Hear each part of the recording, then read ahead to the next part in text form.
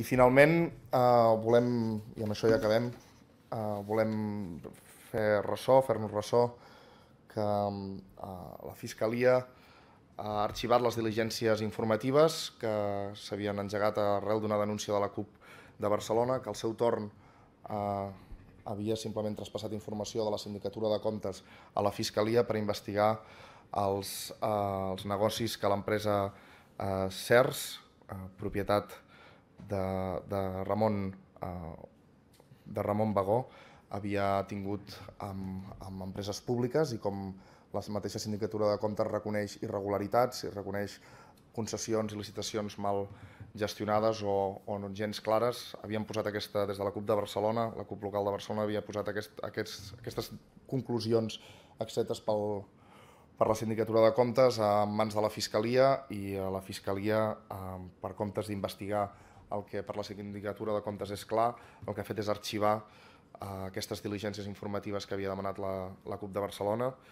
Nosaltres, en entorn d'això, volem fer una reflexió, i justament ara que comencen a engegar-se comissions d'investigació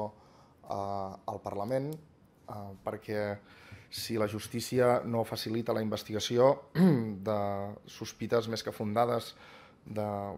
com a mínim, opacitat entre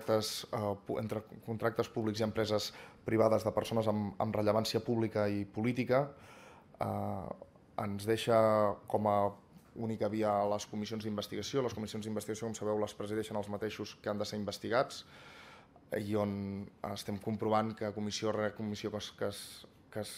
constitueix en aquest Parlament d'investigació i que aprova o desaprova les compareixences i documents que se sol·liciten des dels grups, deixen fora justament les parts que més informació poden aportar als casos, i deixen dins només aquelles que han de repetir el discurs de la majoria parlamentària, és a dir, el discurs de qui més té a amagar en cada cas investigat per les comissions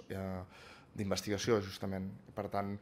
comencem a intuir que seran un mecanisme més aviat poc útil per arribar, en el cas de la salut i en el cas de les entitats financeres, al fons de la qüestió. Per això mantindrem oberta sempre